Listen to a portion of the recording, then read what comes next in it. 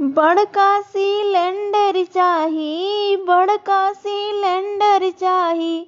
छोटकी मशीन हो जमीन धइ के चलय लगनी।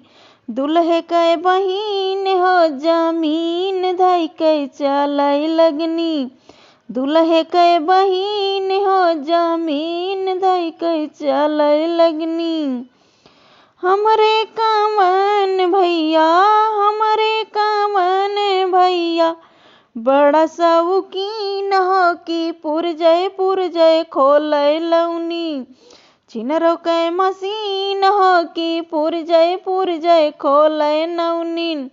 छिनरो के मशीन हो कि पुरजय खोलय लगनी। बड़का सिलेंडर चाही, बड़का सिलेंडर चाही। छोटकी मशीन हो जमीन धइ के चलय लगनी। अगुआ के बहिन हो जमीन धइ के चलय लगनी। अगुआ के बहिन हो जमीन धइ के चलय लगनी। हमरे कामन भैया, हमरे कामन भैया। बड़े शौकीन हो कि पुरजय खोलय नौनी। छिनरो के मशीन हो कि पुरजय खोलय नौनी।